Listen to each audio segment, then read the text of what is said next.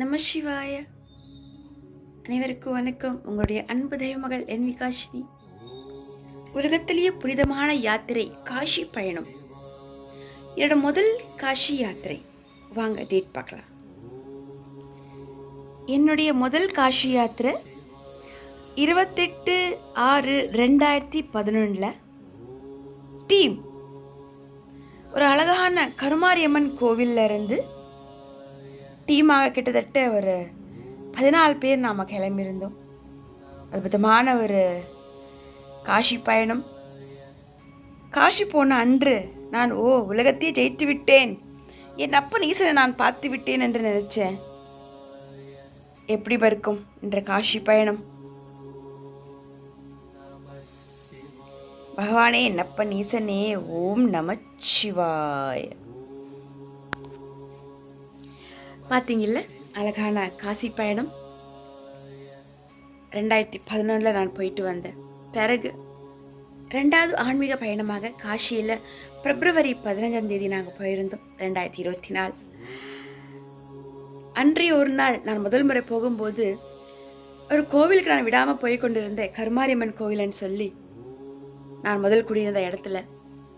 அந்த கோயிலை எல்லாருமே காஷி போகிறதா ஒரு விஷயத்தை பேசி கொண்டிருந்தாங்க 2011. அந்த கோயிலில் தினந்தோறும் அம்மனை பார்க்க போவேன். கண்டிப்பாக எப்படி இருந்தாலும் வாரத்துக்கு ஒரு 4 முறை 5 முறை கண்டிப்பாக அம்பாளை பார்க்க போயிடுவேன். அந்த கோயிலில் இந்த விஷயம் நடந்துட்டுருக்கு. எல்லோரும் காஷி போய்கிட்டு இருக்காங்க. அவங்க எல்லாம் பேரில் எழுதுறதும், அந்த காஷிக்கு போகிறதா அந்த போக்குவரத்து அதெல்லாம் எழுதுறதும் பிடிக்கிறதும், அந்த பரபரப்பு அதெல்லாம் பார்க்கும்போது என்ன பண்ணுறாங்க இவங்க அப்படின்னு சொல்லும்போது, அங்கே கேட்கும்போது எல்லா காஷிக்கு கிளம்புறோம். இதை கேட்டுடன் எனக்கு எப்படி இருக்கும்? என் அப்பன் ஈசன் மகள் அல்லவா நான். அங்கே ஒரு அம்மா கிட்ட நான் சொல்கிறேன், நானும் காஷி போகணும். என்னை சிறு வயசு பிள்ளைன்றதால என்னை வேண்டாம்னு சொல்கிறாங்க. அதுக்கு அந்த அம்மா சொன்னாங்க, என் சிவமாய் தான் அந்த தாய் கையில் என் அம்மையாக, என் தாய் தந்தையாக அந்த அம்மா வாயில் சொன்ன அந்த வார்த்தை என்னென்னா, மகளே, காஷி போகிறதுக்கு வயசு முக்கியமல்ல. என்னப்பா ஈசன் எந்த நேரத்தில் அவர் கூப்பிடுறாரோ உடனே நம்ம கிளம்பிடணும். வாய்ப்பெண் வந்தால் அதை நாம் பயன்படுத்திக்கணும். வாய்ப்பு வரும்போது கிளம்பிடணும். அப்படி என்றால் காஷி போகிறதுக்கு நீ தகுதி பெற்றவள் அனு சொல்கிறாங்க. அது கேட்டோன்னே எனக்கு ரொம்ப சந்தோஷம். அதுக்கு போகிறதுக்கு நம்ம பணமும் வேணும் இல்லையா? அந்த எழுதிக்கிற ஐயர்கிட்ட போய் நான் சொல்கிறேன், என் பேர் எழுதிக்கோங்க, ஆனால் இப்போ என்கிட்ட பணம் இல்லை சொல்கிறேன். அதுக்கு அவர் சிரிக்கிறாரு. சிறு பிள்ளையாக இருக்கே மகளே, எப்படி உன்னால் முடியும், பைசா கூட இல்லைன்னு சொல்கிற அனு. அப்போ அவருக்கு கொஞ்ச நேரம் கழிச்சு அவருக்கு என்ன தோணுச்சா என்னமோ, மகளே நில், நீ பாதி மொத்தம் கொடுத்தா போதும். உதாரணத்துக்கு ஒரு 6000 ரூபாய் 7000 ரூபாய் இருந்தால் அதில் பாதி மட்டும் நீ கொடுத்தா போதும். இந்த கோவில் சார்பா உங்களை நான் காஷிக்கு அழைத்து கொண்டு போகிறேன்னு சொல்லி ஐயா சொல்கிறாரு கோவிலில். ஐயா அதை கேட்டு எனக்கு சொல்லவே தேவையில்லை. அப்ப ஈசனே பார்த்தீங்கல்ல, உடனே அந்த பணத்துக்கு உண்டான தயாரிப்பு, கடன் வாங்கினோம் பிடிச்சோனோ ஏதோ பண்ண, எங்கேயாச்சும் வாங்கினான்னா இல்லை வேலை செஞ்சு சம்பளத்தை வாங்கினான்னு ஏதோ பண்ணி அந்த பாதி அமௌண்ட்டை கொண்டு போய் ஐயர்கிட்ட கொடுத்துட்டு, உங்களுக்கு கொடான கோடி நன்றி என்று சொல்லி என் பேர் எழுதி வச்சாங்க 2011. ரொம்ப ஒரு சந்தோஷம். நம்ம காஷிக்கு போகிறோன்னுட்டு. அப்புறம் அப்போது நான் ஒரு விஷயத்தை நான் தெரிஞ்சுக்கிட்டேன். காஷி போனோம் என்றால் என் அப்பன் ஈசன் அனுமதி வேணும். அனுமதி இருந்தால் தான் இதெல்லாம் நடக்கும். சில வார்த்தைகள் சில பேர் பேசுகிறாங்க. அப்புறம் அனுமதி இல்லை என்றால் அந்த காசிக்கு போகிற ட்ரெயின்லேயே அவர் தடுத்துருவார் அவன் சொல்லி சில பேர் பேசும்போதெல்லாம் அதை கேட்கும்போது எனக்கே என்னடா இப்படி சொல்கிறாங்கன்ட்டு. அப்போத்துலேருந்து நான் என் அப்பன் ஈசனை நான் வேண்டிக் கொள்கிறேன். அப்போ என் அப்பன் ஈசனை என்னை கூட்டி போய் என்னை விட்டு போயிடாது, என்னை கூட்டி போய் எனக்கு காசியை பார்க்கணும், என் அப்பன் ஈசனை பார்க்கணும், எங்கள் அங்கா மாதாவை பார்க்கணும்னு சொல்லி ஏகப்பட்ட ஆசை. அந்த அன்பான அந்த சிறு வயசுலேயே 2010 நான் கொஞ்சம் சின்ன பிள்ளை தானே, அந்த பேச்சியால் அந்த அன்பான வார்த்தையோ பேச்சுகளோ என்னமோ என் அப்பன் ஈசன் 2011 அன்று அந்த கோவில் சார்பா பாதி பணத்தை மட்டுமே ஐயர் கையில் கொடுத்து அந்த டீம் சார்பா இந்த மகளை சந்தோஷமாக கூட்டிகிட்டு போகிறாங்க. என்ன ஒரு விஷயம். அப்புறம் இன்னொரு விஷயங்க, இங்கேருந்து போய் நம்ம சென்னைக்கு போய் சென்னையிலேருந்து காஷி ட்ரெயின் ஏறுறோம். காசியில் வந்து கிட்டத்தட்ட ஒரு 15 டீம், 14-15 பேர் கொண்ட ஒரு குழு டீம். யாருமே என்கிட்ட பேசலை. அவங்க யாருமே எனக்கு அறிமுகம் இல்லை. ஏன்னா ஒருத்தர் ஒரு பகுதி.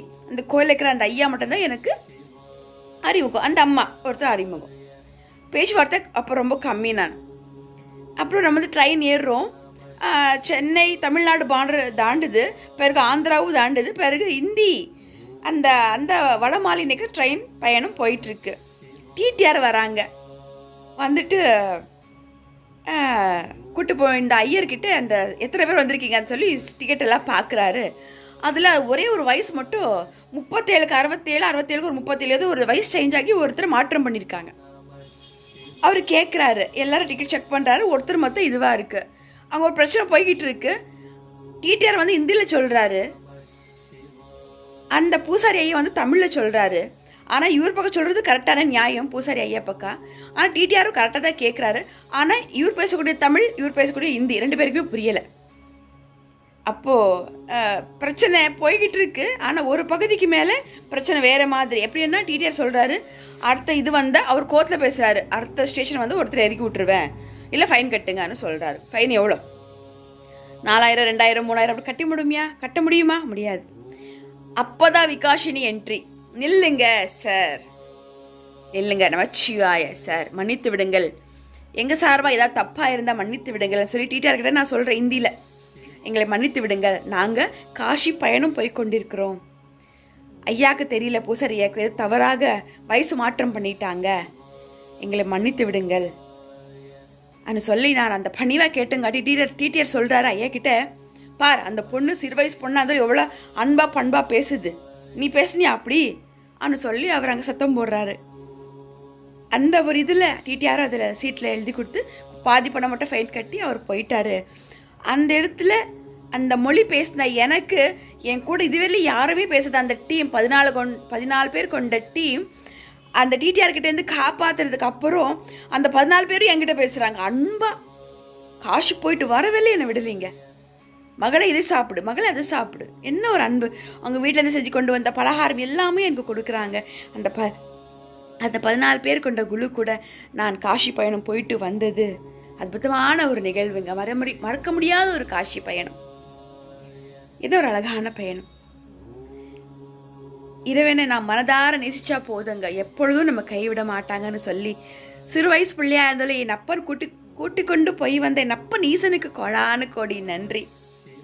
அப்போ நான் வீடியோ எடுத்துருக்கலாம். அப்போ என்கிட்ட சின்ன பட்டன் செல் தான் இருந்துச்சு, இந்த மாதிரி பெரிய செல்லெல்லாம் கிடையாது. எனக்கு இது நடந்து ஒரு 11 வருஷத்துக்கு மேலே ஆகிப்போச்சு இல்லைங்களா. 2011 2024 இது. அப்போன்னா 11, 21, 30 13 வருஷம் ஆச்சுங்க இல்லைங்களா. இப்போ தான் இந்த செல்லு எனக்கு வாங்கக்கூடிய வசதி வந்தது. இறைவனுக்கு நான் ரொம்ப நன்றி சொல்வேன். ஆனால் இப்போ நான் காஷி போகும்போது பிப்ரவரி இந்த 2024 பிப்ரவரி 14 அன்று நான் 14 அயோத்தியா, 15 காஷி.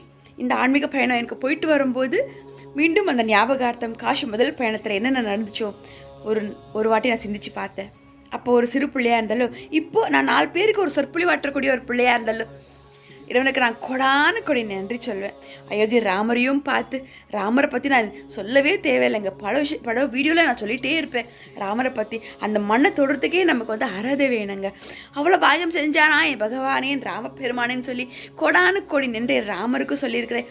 அதே மாதிரி அங்கேருந்து ஒரு 200 கிலோமீட்டர் தூரத்தில் இருக்கக்கூடிய அற்புதமான ஒரு புனிதமான ஆன்மீக கஷேத்திரம் காஷிங்க. மறக்க முடியாத மண்ணுங்க. நான் கோடி ஜென்ம புண்ணியம் இருந்தால் மட்டும்தான் காஷி மண்ணை தொட முடியும், கங்கையில் குளிக்க முடியும்னு சொல்லி பெரியவங்களாம் சொல்லியிருக்காங்க. அதை நான் அந்த கங்கையில் போய் நான் குளிக்கும் போதும் ஒரு முறை இல்லை 2 முறை, 2011 ஆகட்டும் 2024 ஆகட்டும், தாய் கங்கையில் நான் குளிக்கும்போது உண்மையாலுமே எனக்கு அவ்வளோ ஒரு சந்தோஷம். என் தாயின் மடியில் படுத்த மாதிரி ஒரு சந்தோஷம். கங்கா மாதா போற்றி. பிறகு அங்கே இருக்கக்கூடிய அத்தனை சுவாமிகளும் அத்தனை தெய்வங்களும் பல ஒரு கிட்டத்தட்ட ஒரு 2-3 கிலோமீட்டர் தூரத்தில் தான் இருப்பாங்க. சில கோயில்கள் பார்த்து அத்தனை அம்பிகைகள், காளி, பிறகு காலபைரவர், அப்புறம் காஷி கங்கா மாதா, பிறகு கங்கா ஆரத்தி மாலைன்னு சொல்லி காஷி விஸ்வநாதரை பார்க்கும்போது, கங்கா ஆரத்தி பார்க்கும்போது நான் கண்ட விஷயங்கள், பகவானே என்னப்ப நீஷனி அன்னு சொல்லி நான் கொடி நன்றி சொல்லுவேன் என் அப்பன் ஈசனுக்கு. இது ஒரு சிறிய வீடியோவாக உங்கள்கிட்ட நான் பகிர்ந்து கொண்டிருக்கிறேன். சில பேர் காசிக்கு போனால் அப்படி நடக்கும் இப்படி நடக்கும், நான் விருப்பமா இல்லைன்னு சொல்லி ஏகப்பட்டு சொல்கிறாங்க. அப்படியெல்லாம் இல்லைங்க. வாய்ப்புன்னு வந்தால் தவற விடாதீங்க. என்னப்பா நீசன் வாய்ப்பு ஒரு முறை தான் தருவாங்க. அந்த போகக்கூடிய அந்த எண்ணங்கள், அந்த நம்ம மிஸ் பண்ணிட்டோம்னா அதுக்காக நம்ம இன்னும் ரொம்ப நாள் தவம் இருக்கணும். ஒரு வாட்டி போயிட்டு வந்தோம்னா திரும்ப திரும்ப நம்ம போகணும்னு தோணும். நான் சொல்லிகிட்டே இருப்பேன் அப்பனுக்கு, ஈஸ்வனுக்கு, அப்பா என்னை காசி கூட்டி கொண்டு போ, ஹிமமலைக்கு கூட்டி கொண்டு போ, நீ எல்லாம் எங்கெல்லாம் இருக்கியோ அங்கெல்லாம் என்னை கூட்டி கொண்டு போன்னு சொல்லிக்கிட்டே இருப்பேங்க. வாய்ப்பு வந்தால் தவறு விட்டுறாதீங்க. நல்லபடியாக போயிட்டு வாங்க. என் குலசாமி அருளால், என் முருகப்பெருமான் அருளால் நானும் போயிட்டு வந்திருக்கிறேன். என் குலசாமி இல்லாமல் என் வாழ்க்கையில் எதுவும் கிடையாது. என் முருகப்பெருமான் இல்லாமல் என் வாழ்க்கையில் எதுவுமே கிடையாது. என் தாய் தந்தை அம்மையப்பனே அர்த்தநாரீஸ்வரரையே போற்றி, என் குலசாமியே போற்றி, என் வெற்றிவேல் முருகரையே போற்றி போற்றி, என் வெற்றி முனிதான வீரமுனிதான முருகப்பெருமானே போற்றி போற்றி. அழகான ஒரு சிறிய தகவல் கூட நான் பகிர்ந்துக்கிட்டேன். இதுக்கும் இந்த நேரத்தில் நான் ரொம்ப சந்தோஷப்படுறேன். ஓம் நமச்சிவாய. உங்களுடைய அன்பு தெய்வமகள் என் விகாஷினி. இந்த வீடியோ உங்களுக்கு பிடிச்சிருந்தா ஒரு 2 பேருக்கு ஷேர் பண்ணி விடுங்க. ஒரு சிறிய கதை தானே, எல்லாம் தெரிஞ்சுக்கிட்டோமே. ஓம் நமச்சிவாய. தன்னாரோட சிவனியை போட்டு என் நாட்டத்துக்கும் இரவா போட்டு திருச்சிற்றம்பலம். ஓம் நமச்சிவாய.